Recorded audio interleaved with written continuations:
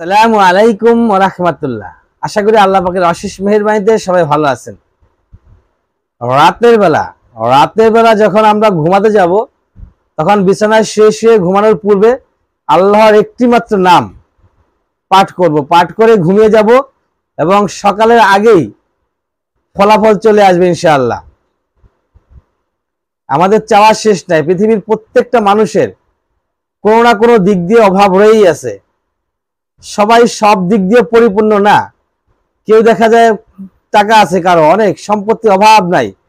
আবার অন্যান্য দিক দিয়ে তার সংসারের সুখ নাই। আবার কারো দেখা যাচ্ছে যে সংসারের সুখ আছে, ভালোই আছে, টাকা পয়সা নাই। কারো লেখাপড়ার দিক দিয়ে সমস্যা আছে, কারো চাকরি নাই, কারো ফসল ভালো হচ্ছে না, কারো বিজনেস ভালো যাচ্ছে না।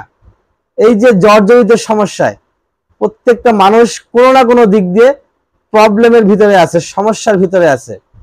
সেই সকল সমস্যার সমাধান করে দিতে পারেন মহান রব্বুল আলামিন। মাত্র একটি নাম। আপনি যখন বিছানায় ঘুমাতে যাবেন, ঘুমানোর সময় সেই নামটি পড়তে থাকবেন। কতবার পড়বেন? 101 বার পড়বেন। নামটি হচ্ছে আল্লাহুস সামাদ। আল্লাহুস সামাদ, যার অর্থ হচ্ছে অমুখাপেক্ষী। আল্লাহ কারো মুখাপেক্ষী না। কোনো কিছুর জন্য আল্লাহর কাছে, আল্লাহ অন্য কারো কাছে যায় না, যেতে হয় না। আমাদের যেতে হয় আল্লাহর কাছে। আমরা আল্লাহর মুখাপেক্ষী। আল্লাহ ছাড়া আমাদের কোনো পথ নাই, কোনো গতি নাই, কোনো উপায় নাই। এই নামটা আমরা বেশি বেশি পড়বো। 101 বার পড়বো। ঈশার নামাজের পরে যখন ঘুমাতে যাব তখন 101 বার পড়বো আল্লাহুস সামাদ। এবং আরো একবার সঙ্গে পড়বো আল্লাহুস সামাদ নামটা আছে কোথায়?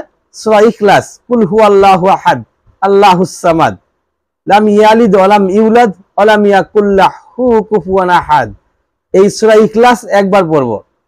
সূরা ইখলাসের কিন্তু ফজিলতের শেষ নাই। সে বিষয়ে আপনারা অবশ্যই জানেন যে সূরা ইখলাস যদি একবার পড়া হয়, কোরআনের 3 ভাগের 1 ভাগ কমপ্লিট হয়ে যায়। 3 বার পড়লে 1 খতম কোরআনের সওয়াব পাওয়া যায়। 10 বার পড়তে পারলে জান্নাতে একটি বালাখানা তৈরি হয়ে যায়। তার মানে সূরা ইখলাসের ফজিলতের শেষ নাই। এই সূরা ইখলাসের ভিতরে যে নামটা পাওয়া গেছে আল্লাহুস সামাদ, আল্লাহ অমুখাপেক্ষী, অর্থাৎ আল্লাহ কারো মুখাপেক্ষী না। কারো কাছে তার কোনো কিছু প্রয়োজন নাই, কোনো কিছু জন্য কারো কাছে আল্লাহকে যেতে হয় না। এই নামটা বলে 101 বার পড়বো এবং তারপরে সূরা ইখলাস একবার পাঠ করব। তারপরে আমরা আল্লাহর কাছে আমাদের মনের আরজিগুলো পূরণ করব। মনের আরজি পূরণ করার আগে আবার কিছু দুরূদ শরীফ পাঠ করে নিব, আস্তাগফিরুল্লাহ পাঠ করে নিব। তারপরে আল্লাহর কাছে আমরা যা চাইবো আল্লাহ পাক তাই দেন। আমরা চাইতে জানি না, চাওয়ার মতো চাইতে জানলে আল্লাহ পাক কেন দিবেন না? অবশ্যই দিয়ে দিবেন। তো এইভাবে যদি আপনি নরম হৃদয়ের সাথে, কোমল আবেগের সাথে আপনি আল্লাহকে চাইতে পারেন, মহান রব্বুল আলামিন আপনার চাকরি দিয়ে দিবে, আপনার ব্যবসা উন্নত করে দিবে, আপনার সংসারের অভাব মিটিয়ে দিবে। আপনার যত ধরনের প্রবলেম আছে, আপনি লেখাপড়া করেন, আপনার লেখাপড়া উন্নতি করে দিবে, পরীক্ষার ফলাফল ভালো আসবে ইনশাআল্লাহ। অতএব এই সিস্টেমে আপনি একবার চেষ্টা করে দেখুন, অবশ্যই ফল পাবেন। ওয়া আখির দাওয়ানা আলহামদুলিল্লাহি রাব্বিল আলামিন।